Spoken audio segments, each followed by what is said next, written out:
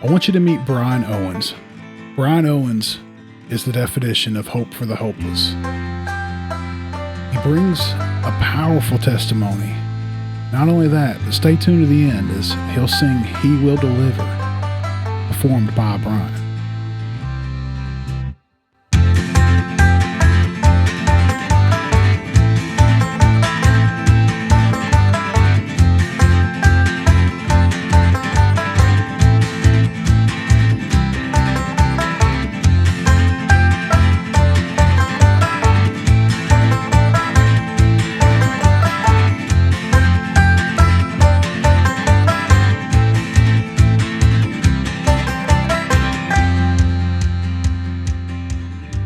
Born in Hollerin County, Kentucky in 1983 to a good mom and dad, to a good family. My dad was a Church of God pastor, had been for a couple of years when I was born. I've got two siblings. I got an older brother and a younger sister. Everything was pretty normal growing up, except, I guess I felt a little different than every other kid for the simple fact that my mom and dad was very strict, Right. And that was, Eastern Kentucky. That's pretty typical of that place. Mm-hmm. Church of God is similar to Pentecostal. So, I didn't get to go to people's houses. And one thing I guess that kind of got me snowballed in my teen years was all my life we would move from place to place. So as my dad would feel like the Lord wanted him to move to a different place, he would go. And so we may live here for 2 years. We may live there for 3 years. And I'm talking not moving out of state, but moving 2-3 hours down the road where you didn't know anybody. Right. And so we moved out of Harlan. I was roughly in kindergarten, moved to Moorhead, Kentucky. And I'll kind of speed through this, but from Moorhead, moved to Russell Springs. No, we moved back to Harlan for a few years, then Russell Springs, Laurel County. We moved to 7 or 8 places. I had a pretty typical childhood. There was no violence. There was no, crazy mom and dad stuff, I guess you would say. My family was all pretty much Christian folks, good people, worked hard. Most of my family's coal miners, so that was a big thing for my family, coal mines. And then probably about 8th grade, we moved to Russell Springs, Kentucky. I met a female there in church, and we ended up about my 10th grade year, I guess it was. She ended up getting pregnant, and I didn't know this. We had moved from Russell Springs to Laurel County, and she calls me one day and tells me that she is pregnant. So, that's about the time I started experimenting with, and what it was, I couldn't really fit in nowhere in school. So I pretty much, I'd never been to a school that large. So there was a lot of different groups of kids. You had your preps and your basketball players and this and that. Right. I didn't really fit in nowhere, Yeah. So the drug addicts welcomed me in. Yeah. And that's just kind of where it was. Yeah. Started smoking weed and drinking. And pretty quick that turned into being at a buddy's house one night and trying meth. And when I'd done the drug, they told me it's cocaine because meth had a bad stigma at this time. Everybody was making it, right? So they called it bathtub meth. Right. And when I'd done it, I thought, my God, they have set me up. It burnt from head to toe. You know what I mean? It was like, but when that drug hit me, I become something different. I don't know how to explain it. Not sure. It was like I never knew who I was. I had an identity issue, my whole life. But when I'd done that drug, I felt like I had arrived. But I knew when I done it, I also knew I messed up because I liked it. That was the big thing. And so we, I started dabbling with it. Ended up taking some to school, some different drugs, and ended up getting caught at school for trafficking. So just to make a long story short, it was a bad deal. And so then my mom and dad had to come pick me up from the sheriff's office at 15 years old. Yeah. And I knew my dad was going to kill me. I knew he was just going, And so I told them, I was like, please arrest me, take me to jail. They took me to the sheriff's department. So this whole time I was sitting here worrying about it. Mom and dad come to pick me up. And when they did, they never said nothing to me on the way home. You know, I guess they was just disappointed. They didn't know nothing what I was doing at the time. So when I got home, I was already in enough trouble, I felt like. So I went ahead and told them that I had the girl pregnant. And so I didn't really go downhill. I jumped completely off a cliff. You know what I'm saying? Right, it was like everything in my life changed at 15 years old. I never had a chance to grow up. Ended up marrying the girl, kind of not forced into marriage so much, but when you're that young and you've never lived, you just want to get out of your parents' house. I just wanted to live, and I didn't realize that I had a drug problem, you know. But that quickly spiraled out of control. We stayed together for a couple of years. And the next, I'm just going to kind of jump through this, but the next 15, 20 years was rough. It was a lot of jail time, some prison time, small charges, you know, but some felonies. I've got a lot of misdemeanors, some felony charges, 3 failed marriages, and the darkest days of my life, I'll never. It's just kind of like you exist. I don't know how to explain it, but you just exist, you know. But we moved. I ended up going to prison. I got out in 2009, I think it was, and I was in on a burglary and an assault charge. So when I got out, first thing I did, right back to cooking meth again.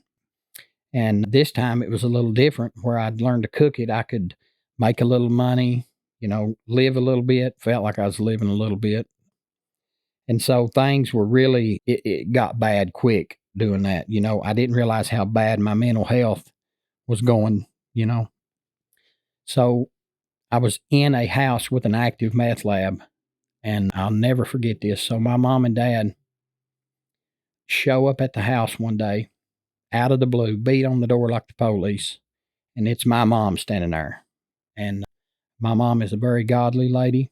She, you know, I've always looked up to my mom, and I know that her prayers has kept me alive to this day. But she said, I had a dream last night that you got arrested, and she said, you're coming to Harlem with us. And she said, your dad was driving a truck today in the coal mines, and said the Lord spoke to him and said, come get Brian today. And so I left that house. Didn't want to, didn't go willingly, but they give me 2 choices, either jail or come with them. So went with them, and the next week, feds came in and got those people. So I missed that by about maybe a 10-day period of time that I would have been right there. Yeah. And that, you know, looking back over my life, the Lord has spared me so many times. Mm-hmm. It wasn't long after that, got mixed in with some guys that I never should have got mixed up with.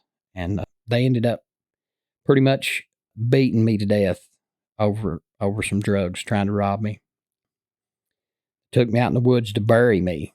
My face was all crushed in. They hit me with I don't know, something hard. It was something very hard, either a piece of wood or a tire iron. I don't know what it was. But when it hit me so hard across the head that it crushed my skull, made me defecate on myself, pissed on myself. Mm-hmm. And again, God said no. You know, we was in the woods and I was digging the hole, and there was 3 or 4 of them beating the far out of me. And it was so bad I couldn't see. So I thought, you know, I got this shovel and none of them has it. So I'm either going to get away or I'm going to die right here. Right. And so I ended up getting away from them and running to the road. And the first car that comes up to me is my dad's church secretary. And he just happened to have a gun on him. So the guys come out of the woods and he's like, nobody's going nowhere. Yeah. So I jump in his truck, the law gets called. But the thing to this story is I was in the UK hospital for about a week, and they said that my bones had been crushed to the texture of cornmeal around my eye. My eye was out of the socket. They had beat me to death. was going for surgery on a Thursday, got prayed for in church on Wednesday, and went for the pre-surgery on Thursday. And the doctor said, I don't know what's happened, but said, can you see my light? And he was kind of shining. I said, yeah, I can. That's odd because I was seeing double vision because my eye was out of socket. And pretty much the Lord healed me that night, and I didn't even realize it, you know what I mean, till the next day. And it was like, wow, I can see. And when they done the x-rays, everything was back normal, you know, and that's, you would think that would be enough to change your mind, to make you know and believe. And I guess, you know, I had a lot of rebellion. I lived in self-will. Always thinking everybody was out to get me. My mental health was bad because of you know, the drugs in general. Wasn't none that I didn't do. The oxy craze that come around just about took me out. The heroin that come around about took me out. It was getting bad, but kind of skipped through a few years. So I moved back to Harlan. You know, all this stuff had happened to me, and was on drugs for the next till 2019. So we'll skip to 2019. And this was all in and out of jail, just, you know, the typical criminal thinking and just dumb stuff. But 2019, I had a girlfriend. We were living together, and a buddy of mine come over and he needed a place to stay. So I told him he could stay with us. I was selling drugs at the time. He was selling some drugs at the time. So, you know, it's kind of a scratch my back, you scratch your back, whatever thing. I loaned him some money, $300 or $400, and told him, you know, if you get it, you can give it back to me. If not, I got another raise at work today, or another bonus. I said, don't worry about it. So a couple of days go by. He's staying with us, and I go to sleep one night. They say they're going to stay up and party, so that's what they did. I woke up the next day, and he was slumped at the end of the bed. She was asleep beside him, and I had to go to work. So I went outside, started my car, and his truck was behind me, had me blocked in the driveway, missing both tires. And I thought, what in the world have they done last night? And so come back in the house, trying to wake her up to get him up to get his keys to move his truck. And finally she gets up. I can't wake him up. He's bent double over. He's still breathing, but so while she's trying to wake him up, I go outside. His keys are in his truck, so I start it and move it. When I come back in, she's kind of got her arm around him, shaking him. And I didn't think about it, but I guess at the time she was trying to rob him or to take whatever's in his pockets. Right. Well, I went on to work. I didn't think about that at the time. I went on to work, come back home, and when I got home, I could tell something was wrong. They was sitting on the bed. He was mad. He ended up jumping up out of the bed, and I sat down on the bed, and he just started mouthing me, just saying things, saying, you know, you got my cigarettes and my $35. So I was like, man, you know, why would I do that? I just loaned you. Why? I did not do that. That's the craziest thing I ever heard. And before I knew it, he had pulled a pistol out on me. And it just happened so quickly that I didn't have time to think about it. So before I knew it, I got up and we were fighting all over the house, trying to keep him from shooting me, and ended up choking him out and taking his gun from him. And I ended up taking the shells out of the gun, emptying the clip, and couldn't get him awake. Thought I'd killed him. And finally I poured water on him, and he got up. And I slid his gun back to him, and I said, if you ever pull a gun on me again, you better kill me. And at this time, this girl was playing a lot of mind games with me. But, you know, I see now that a lot of it was my fault. I didn't realize what kind of shape that you could allow yourself to get in. And at this time, I was just literally hanging on for life. Like, you get to a point where suicide is like, you're just hoping to die any day. I didn't have the guts to commit suicide, but I definitely wanted to die. You know what I mean? There was nothing good in my life. My kids I've got a daughter that's 24 now and a son that's 7, but he was a year old at this time, my son was. And so I ended up leaving the house and going home to my mom and dad's and staying the night, or trying to stay the night. And I had been up 3 or 4 days, 4 or 5 days. And when I got to mom's house, I got high again. And when I got high again, a buddy of mine called and said, man, I was needing some dope. Said, I went by your house and said it sounded like somebody was having sex with your girlfriend in your house, but it wasn't you. And so as soon as he told me that, it flipped that switch. And I was ready to die at that point. You know what I mean? Mm-hmm.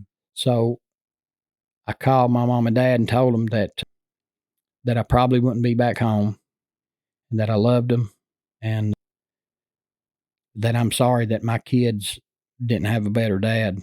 And I knew what was going to happen. So before I ever pulled out, I knew that I'd done made that decision in my mind.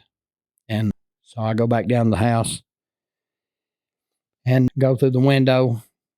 Well, knock on the door, they won't let me in. So I go through the window. We get in a fight, and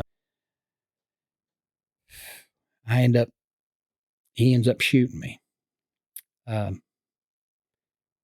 got shot, but I didn't know I got shot because I was trying to kill him, I guess, in a way, and I thought I knocked him out, but about the time he hit the floor is when he pulled the gun on me, and all I remember really is the bang bang, whatever it was, the flashes. And I thought, well, it's over with. I started to walk away, and I went to use the bathroom. I felt like I needed to use the bathroom real bad, so I went to use the bathroom, and when I went to pee, it come out my gunshot wound backwards, out the backside of me. So I thought, okay, I've been shot. I didn't know it still. And when I looked down, you couldn't really see nothing, but I had a black shirt on, but it burnt holes in me. But the backside of me looked terrible, hit me with one solid shell, I guess, and 2 hollow points. So I didn't really know what to do. I just kind of freaked out at this point. Still couldn't tell, but I seen the burn spots, and I thought, well, it's definitely hit me if it's went in my shirt, my pants. And so I just started praying, and I grabbed my keys and went to take off. And when I sat down in my car, blood hit the window from my chair. When I sat down in the car. And when I looked down, I was sitting in like a puddle of blood, and I thought, well, this is where it's going to end. And I thought, do I pull out, or do I leave, or what do I do? And, I guess that fight or flight instinct kicked in again. And I thought, I'm not going to sit here and die. So started my car and tried to make it to the hospital. But on the way to the hospital, everything started changing. Like it's probably running 100 miles an hour, and they'd called the law at this point. And so going down 119, I remember everything just kind of getting smaller and smaller and smaller. And I was trying to hold my fingers in my gunshot wounds. Didn't realize what the back of me looked like. So I was just trying to keep the blood from hitting the window. And so I passed the law. I was making 122 miles an hour when I passed him. And he caught me in just a second, seemed like. But when he turned, I just stopped the car because at this time I was going unconscious. What I can remember is him telling me to get out and lay on the ground. He's calling the helicopter. He knew who I was. And again, this cop had mercy on me because to this day, he asked me if it was a drug-involved shooting, and I said no. He asked me if there was drugs in the car. I told him no, and then I realized, yeah, there's definitely a lot of drugs in the car. So I just told him, I was like, there's drugs in the glove compartment. If you want to get them, they're in a cigar box. This cop gets these drugs, and he said, didn't I arrest you last month and the month before last? And I said, yeah, you did. He said, you sure got a lot going on right now. And he said, I feel like right now that I'm going to do you the biggest favor. And he threw the whole box of drugs over the side of the mountain, just threw them away. And again, that's God having mercy on me. I look back and he's put so many roadblocks in the road for me, and I don't know why I never saw that. But went to the hospital. They flew me out to a Holston Valley Trauma Hospital. And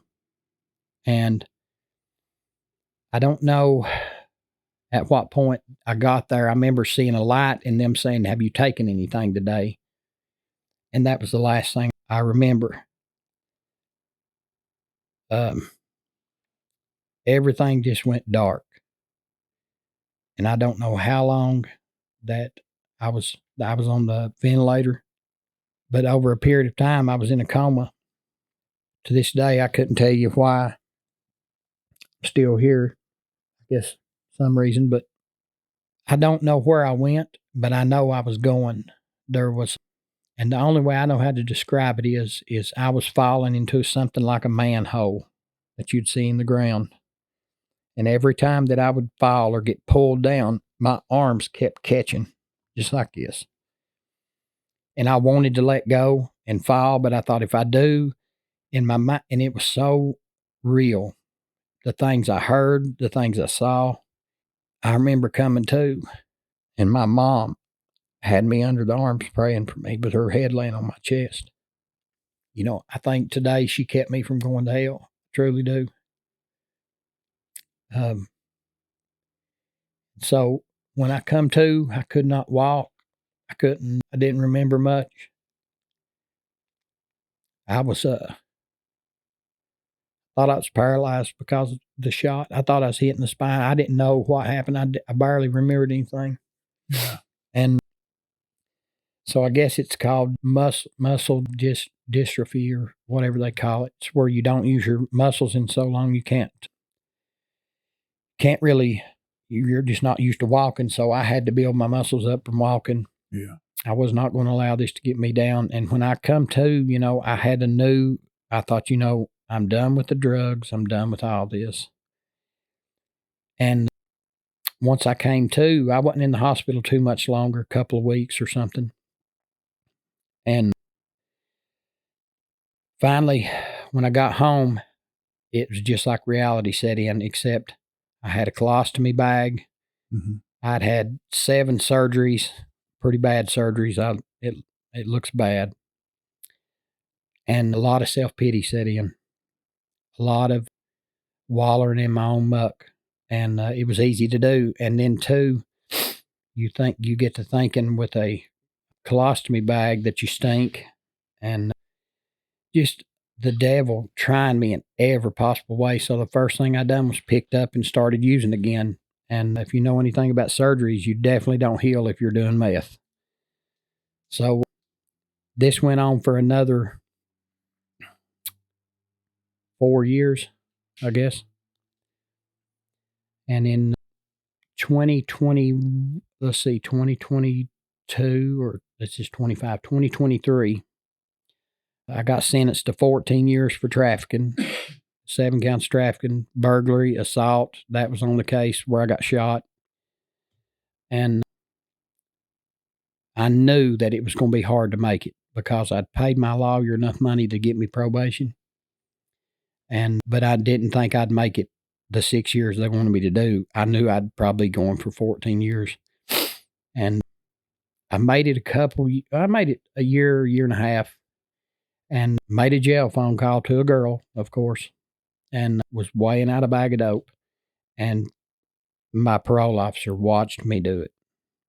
And it's the dumbest thing ever, but she definitely did. So the next morning they kicked the door in. Drugs laying right in front of them the whole time. They searched 2.5 hours and don't find nothing. And that, again, was a God thing. Once they arrested me as soon as they come in or put me in cuffs, and they said, "We've done called the jail and they won't take you because you're in such a bad shape." Mm-hmm. She said, "You are going to rehab." And, to kind of speed this up, I'm not sure at what point I started changing things because I've never really had no clean time. Even being locked up, you can use, you know what I mean? Maybe not a whole lot, but there was no real clean time, 2 weeks or 3 weeks maybe at the most. But when I got to the Hickory Hill Recovery Center. It was a very hard program. It is very difficult. It's not something for the faint of heart. You got to have your mind made up. But I knew that if I did not complete this program, I was going for 14 years.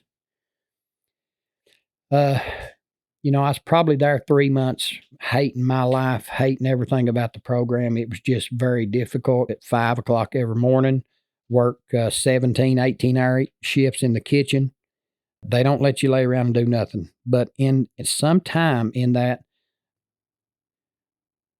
they give you what's called a contract. It's a lot of writings. They pretty much make you take a look at yourself. And I had to change my sponsor, so I got a new sponsor, the guy that's here with me today. And I started working some steps. You know, the first few is not hard. I've done them by myself, you know, what, nothing. And the third step is made a decision to turn our will and our lives over to the care of God as we understand Him. And when you break that down, it's your thoughts and your actions. And, you know, a lot of the AA book is right in line with the Bible. It's crazy to me. And it's a spiritual, not a religious program, you know. I consider myself a spiritual man, a very spiritual man. And I think looking back on everything, my mom and dad are good people, you know, but I'll never live up to my mother's standards or my father's standards. Although they're great people, you know, I remember my mom praying for hours and hours and hours when I was younger. And I know why she done that now. You know, and I'm glad that I was raised the way I was raised. But I started praying when I was in rehab because I was not going to make it. I was like, God, if you can help me get through this, I'll try my best to get clean and do this. So, you know, I started working steps, and the steps are really just a lot of times I say this, I thank God for bringing me to AA and for AA to bring me back to God. You know what I mean? It was a life-changing decision when I started working the steps, because you have to pray. You have to get up every day and pray. That's the first thing I do every day is pray. The 10th step is continue to take personal inventory. When you're wrong, promptly admit it. I work that step every day. Today, I have a God conscience, you know, from the smallest to the largest of things. I'm not, you know, I'll go to do something and God says, is that the right thing to do? You know, that's how I know today that I'm living in line with what He wants me to do. I used to use God as a break glass in case of emergency. Yeah. You know? Yeah. And then it took me a long time to figure out that that's not the relationship that God wants you to have. Yeah. God wants you for the little things and the big things. Yes, absolutely. Yeah.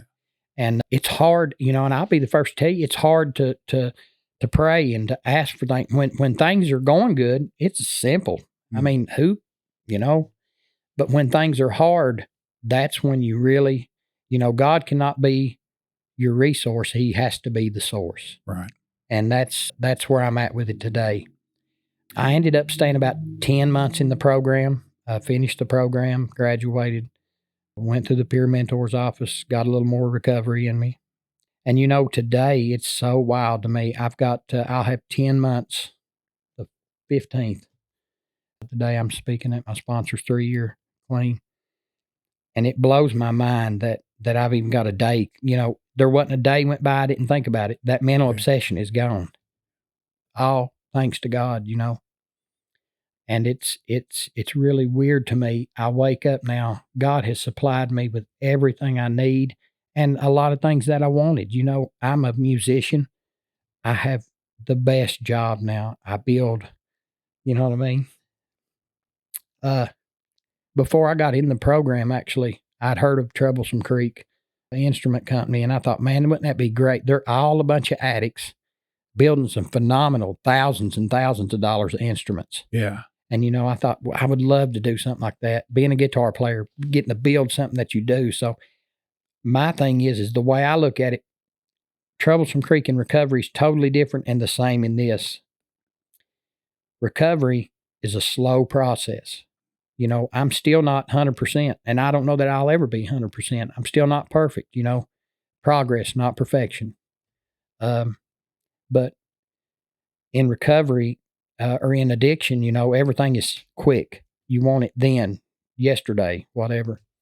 The recovery is slow and you got to wait on things. And kind of compare Troublesome Creek to recovery. You know, you start with something that is so rough, a log that most people would think is firewood, and you work that and you make something out of that with all this time and preparation, and it's so much to it, just like recovery. And when you're done, there is a beautiful finished product, you know, taking something that is nothing and making it into something, and something that gives us music. And recovery is something that gives you your life back. And today, you know, I'm not a real hard man to please, but I've got a real good girlfriend that's in recovery. She's got 5 years clean. She works with probation and parole. She works for RRJ Solutions. I've got an awesome sponsor. I couldn't ask for a better sponsor. He works with me as well. You know, I've got my own place to live. The simple things in life. And that's enough for me. And I just thank God that I've had the opportunities to do the things I've done. I've got to play some concerts, going through Hickory Hill for some pretty good artists. Got to open some concerts, and just things that you never thought would be possible. Because a year ago, I was sticking a needle in my neck over and over. You know what I mean? Standing in a mirror trying to kill myself. Yeah. And, you know, I give God all the glory. He truly has. I could not have done this without God. He's kept me alive. And I realize now that all of these years of trial and tribulation has been for a reason, you know.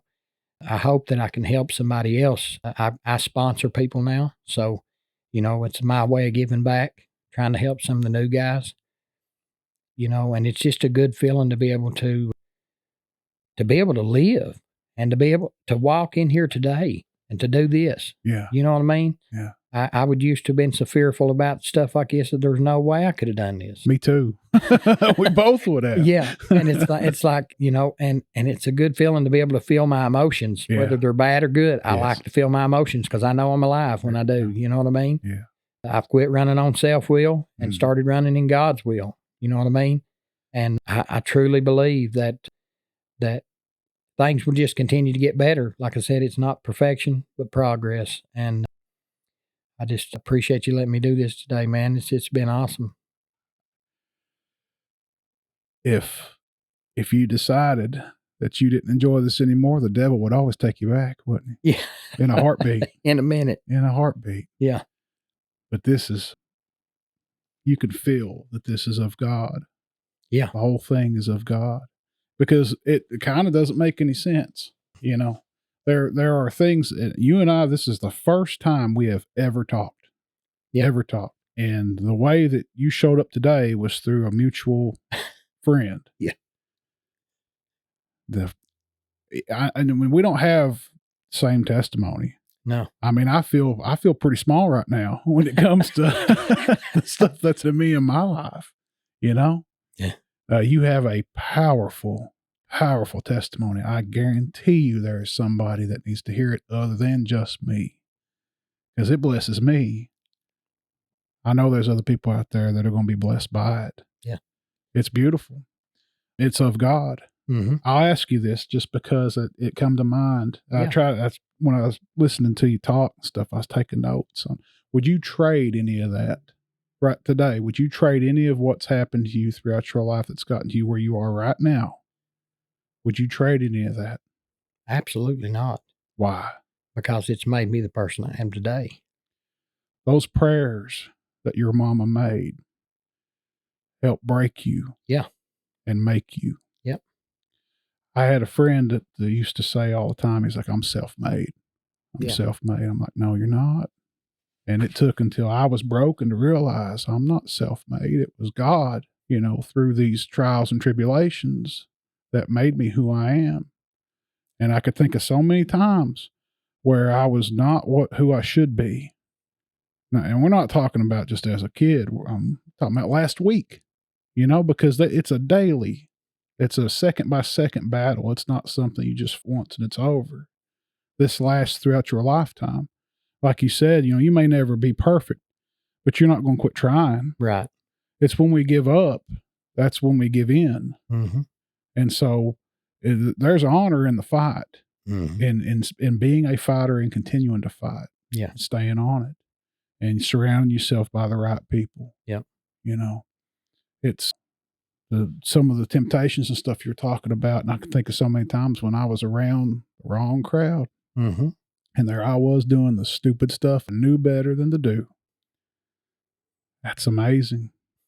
That's amazing. But God. Yeah. But God. There you go. You mentioned that cop threw those drugs away, right? And it was all forgotten. And that's what God does when we ask for forgiveness of our sins. Yeah. Throws them away as far as the east is from the west. It's all forgotten. I have a hard time wrapping my head around that because I'm not God, right? Mm-hmm. And I can think of all the times that I've messed up. I can think of all the times someone I care about has messed up. I remember all that. I may have forgiven, but I can't forget. And God has the power to forget. And something big that I didn't mention, and I forgot to mention this. So once I got to Hickory Hill and sobered up and things started going, seen my parole officer for the first time, my new parole officer, because Harlan County did not want me back in Harlan County, period. And why the cop done what he done to this day still blows my mind because, I've given them a hard time, I'll say that. And they've got reason to not necessarily like being around me or fooling with me. But it blows my mind that he done me that kind of favor. It was a God thing. So I seen my parole officer the first time when I sat down with him. His name's Jason, I'll say that much. It was, anyway. And he sat down with me and he said, well, they've got you sentenced wrong. And I thought, what in the world? I said, is it something he's like, no, it's court system. He said, let me call the Department of Corrections and see what's going on. So he did. The next month he came and seen me. He said, I got you a new timesheet. I said, well, I knew I still had at least 12 and a half, 13 or whatever it was. And out of the blue, my time went from 14 years to 6 years. They ran misdemeanors with felonies, which they're not allowed to do. It was their mess up. But either way, but God, moved all these mountains. Moved all these mountains. And he continues to bless me, man. It's like, I cannot explain to you how I feel today, just being around good people and waking up. You put on the whole armor of God when you wake up. You wake up and I know to pray. That's the first thing I have to do. I do what's called cigarettes under the bed. When I go to bed at night, my cigarettes go under the bed. I slide them under the bed. Mm-hmm. And when I get up, I've got to get down on my knees to get those cigarettes. So, yeah, it helps. Yeah. Gets you into that muscle memory. Yeah, that's right. That's amazing. And man. I appreciate you guys letting me do this. Appreciate you for sharing it. I mean, think about that. Now, had you not told this, and it is way beyond. That's the beautiful thing about this is like I could have sat here and said, well, I expect this to be said or that to be said. There was no way that I could have, anticipated any of what you just said. Even had Dana told me all of it, which he didn't, had he told me all of it, I still would have been surprised. Yeah. Because that's how powerful it is. So I greatly appreciate that. Yes, sir. And I'd say we both probably feel the same way. We pray that somebody else is going to be blessed about it. Yeah, absolutely. That's amazing. It's truly amazing. If I can do it, anybody can do it, and that's real. Amen. That makes two of us. That makes two of us. I was raised in a very religious home. And for people this always kind of bothered me. When I first got into AA, I thought, but man, this is an occult. You know what I mean? What in the world are they trying to do to me here? And I was quick to judge people. I look back on that now, and I was quick to judge people. But a lot of that, I think, was from my raising, sort of. And I hate to say that, but it's truth. And I was going to read this. It's I feel like I'm a spiritual person. I don't belong to any particular religion now. I'm not saying there's nothing wrong with that. If you can live that type of life, that's great. I consider myself a spiritual person. And for anybody that's new to this or maybe coming into AA or going to church, this is the difference in spirituality and religion. Is this while often used interchangeably, spiritual refers to a personal, individual connection to something larger than oneself, often seeking meaning and purpose in life, while religious signifies adherence to a structured set of beliefs and practices, usually within an organized community. often following specific rules and doctrines related to a higher power or deity. Essentially, spirituality is more about the inner experience, while religion is about external practices and established dogma. You know. I think we get caught up in tradition. Yes, absolutely. We get, and I'm just going to say it. I go to a church that's non-denominational. Yeah. Before that, I went to several denominational churches throughout my life until I got to that point.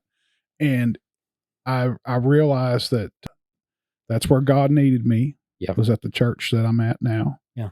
It has helped me grow spiritually. Yeah, absolutely. My faith has been reinforced through the stuff that I've gone through, but I'm around people that they may not believe exactly the same, but it's close enough. It's close enough. I guess what I mean by that is I'm still growing, and as long as I'm not getting stagnant, then I feel good about it, And I may not stay there forever. I may end up going to another church. God may need me to go somewhere else, uproot me, say, take you and your family and go. I don't know. I don't know what God's got planned, but I'm to the point where I'm done making plans, and I'm ready to set tradition aside and allow, my faith to be built up so that when troubles come, because they're coming, it ain't over till we're dead, and I know that God has a purpose for this conversation. I know God has a purpose for the next. You and neither one of us should still be here. No. So there's got to be a purpose behind that. There's got to be a point. Yep. And I'm curious as to see what happens next, especially just from this right here. Yeah. So I can't thank you enough, man, for opening that up. Glad to be letting that out. I know that it could be painful. Yeah. And we were talking earlier about PTSD. Yeah. That's a lot of PTSD right there. It definitely is. Yeah. Definitely is. But that's a man to own up to what was right and what was wrong, to lay it completely out as it is. That's what a man truly is someone that can be honest about it and grow from it. Yeah. And help others, because otherwise, what's the point? Yeah.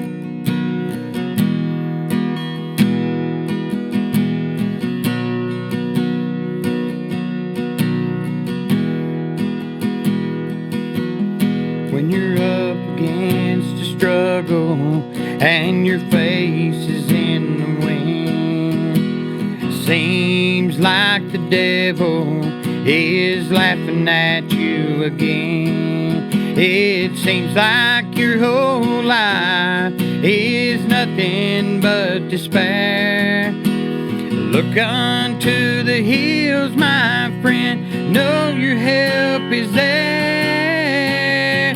He will deliver when the going gets too tough. He will deliver. He's always got enough. If he saved old Daniel from the lion's den, I know he'll deliver again. When the children came unto the sea, there was no way to cross. Seemed all hope is gone now, all freedom had been lost. Oh, Pharaoh's army had them, how they must have laughed inside. But God, he parted the waters, and they walked on safe and dry. He will deliver when the going gets too tough. He will deliver. He's always got enough. If he freed Paul and Silas from the bondage they were in, I know he'll deliver again. He will deliver when the going gets too tough. He will deliver. He's always